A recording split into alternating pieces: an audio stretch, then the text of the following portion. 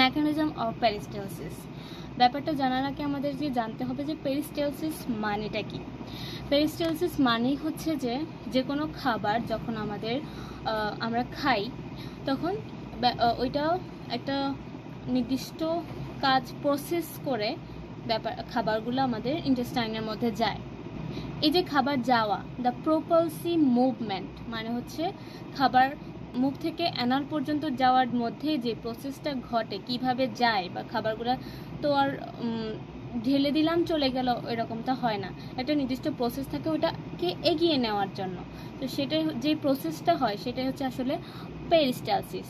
পেরিস্টালসিসের যদি আরেকটা মিনিং বলা যায় সেটা হচ্ছে প্রোপালসিভ মুভমেন্ট। তো প্রোপালসিভ মানে কি? প্রোপালসিভ মানে হচ্ছে চালিত করা, মানে হচ্ছে খাবারটা মুখ থেকে নিচের দিকে যাওয়ার যে প্রসেসটা ওটাই হচ্ছে প্রোপালসিভ।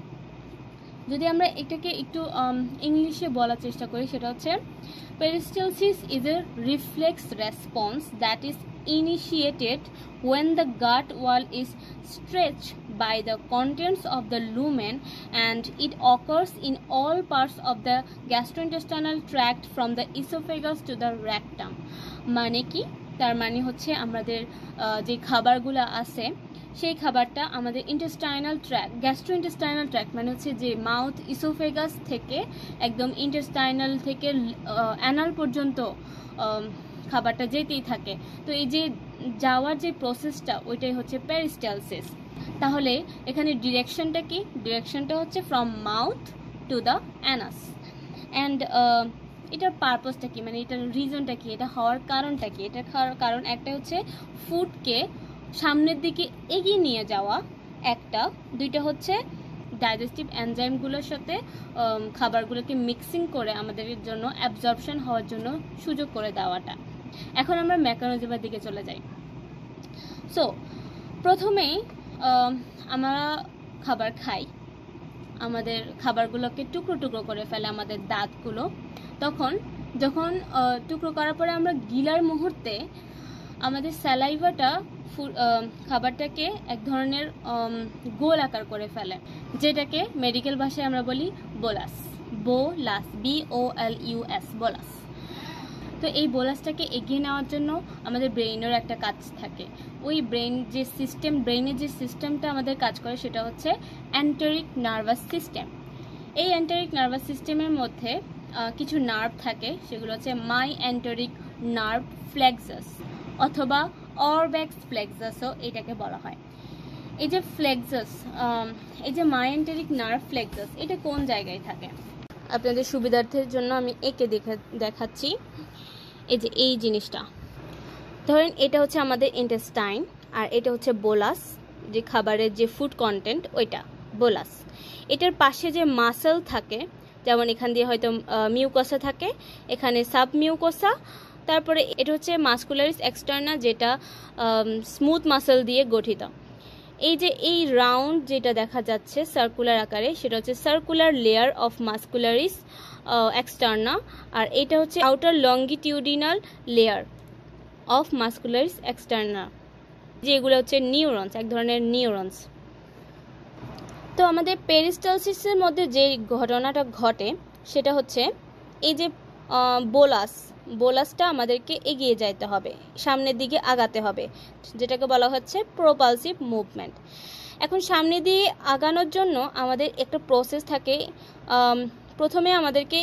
প্রথমে এই যে গাটের ওয়ালটা আছে এই ওয়ালটাকে কন্ট্রাক্ট করতে হবে, নাহলে তো এখানে আটকে যাবে। যেমন এই যে ফুডটা কিন্তু আমরা ভরে খাই, যেটা আটকে যায়, তো এইটাকেও এখানে যদি আটকে যায় তাহলে তো আগানোর কোনো প্রসেস থাকে না। সেজন্য আমাদেরকে আল্লাহ তাআলা এক ধরনের সিস্টেম দিয়েছে, যার মধ্যে হচ্ছে এই যে প্রথমে যে বোলাস, যেটা এটার উপরের পার্টটা কন্ট্রাক্ট হতে হবে আর নিচের পার্টটা রিল্যাক্স হতে হবে। এটা হওয়ার জন্য নিশ্চয়ই কোনো না কোনো প্রসেস থাকতে হবে, হেল্পের প্রয়োজন হবে। সেটাই করে হচ্ছে নার্ভ ফ্লেক্সাস, মাই এন্টেরিক নার্ভ ফ্লেক্সাস। এটা কি করে? যখন আমাদের খাবারগুলো নিচের দিকে নামে তখন এক ধরনের স্ট্রেস সৃষ্টি হয় এই গাট ওয়ালের মধ্যে, ইন্টেস্টাইনের ওয়ালের মধ্যে এক ধরনের স্ট্রেস সৃষ্টি হয়, যেটা স্টিমুলেট করে নার্ভ ফ্লেক্সাসকে। নার্ভ ফ্লেক্সাস এক ধরনের কেমিক্যাল এক ধরনের কেমিক্যাল রিলিজ করে যেটা হচ্ছে অ্যাসিটোলিন এবং সাবস্টেন্স পি। অ্যাসিটোলিন এবং সাবস্টেন্স পি রিলিজ করে, যেটা আমাদের এই যে সার্কুলার লেয়ার আছে ওটাকে কন্ট্রাক্ট করার জন্য। তাহলে কি হয়, নার্ভ ফ্লেক্সাস সার্কুলার লেয়ারকে স্টিমুলেট করে কন্ট্রাক্ট করার জন্য by the help of acetylcholine and substance P.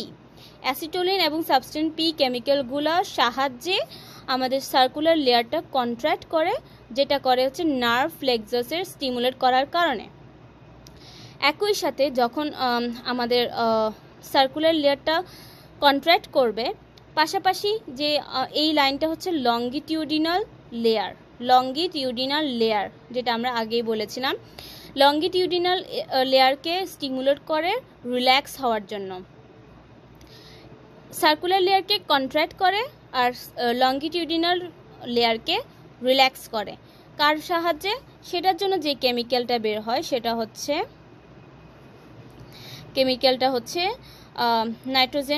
Nitrate oxide এবং VIP, ভেসো activated intestinal peptide.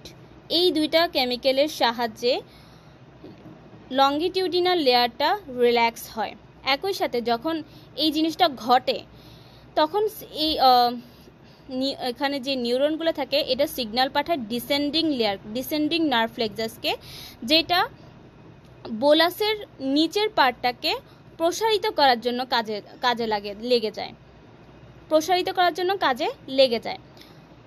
Circular তখন এই যে ডিসেন্ডিং নার্ভ ফ্লেক্সাস আছে ওইটা সার্কুলার লেয়ারটাকে প্রসারিত করে,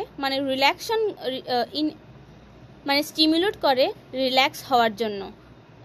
রিল্যাক্স হলে কি হয়, এটা আস্তে আস্তে প্রসারিত হবে, আর সেটা হয় এই যে নাইট্রেট অক্সাইড এবং VIP এর সাহায্যে।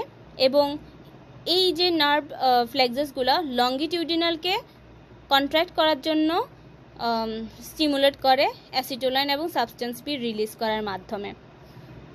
তো কি হয়, এই যে এবার আমরা এদিকে আসি, এই যে প্রথম এটাকে কন্ট্রাক্ট করবে আর এটাকে রিল্যাক্স করবে, আর একটু নিচে নামার পরে এটা আবার কন্ট্রাক্ট হয়, পরে আবার রিল্যাক্স হয়। এভাবে কন্ট্রাক্ট রিল্যাক্স হতে হতেই আমাদের খাবারটা আস্তে আস্তে নিচের দিকে নামতে শুরু করে এবং এটা মাউথ থেকে অ্যানালে চলে আসে। খাবারটা মাউথ থেকে অ্যানালে চলে আসে। এইভাবেই ঘটে আমাদের পেরিস্টালসিসের যে প্রসেসটা, এইভাবে আস্তে আস্তে চলতে চলতে মাউথ থেকে অ্যানাল পর্যন্ত চলতে থাকে।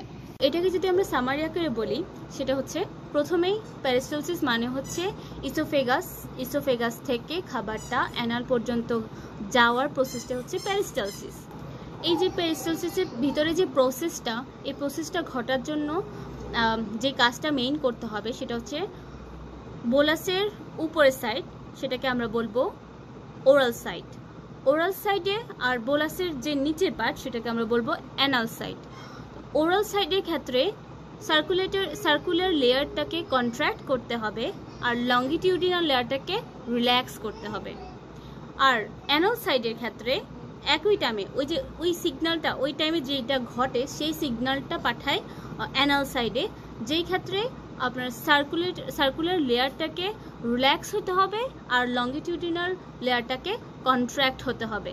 যখন আমরা চোখে ভাসমান দেখব সেটা হচ্ছে উপরেরটা কন্ট্রাক্ট হবে আর নিচেরটা প্রসারিত হবে।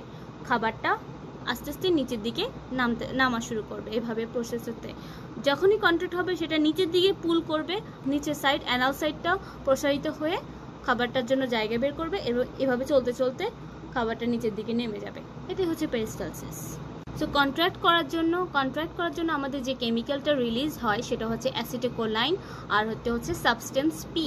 আর রিল্যাক্স হওয়ার জন্য যে কেমিক্যালটা রিলিজ হয় সেটা হচ্ছে নাইট্রেট অক্সাইড এবং vasoactivated intestinal peptide. So this is the mechanism of peristalsis.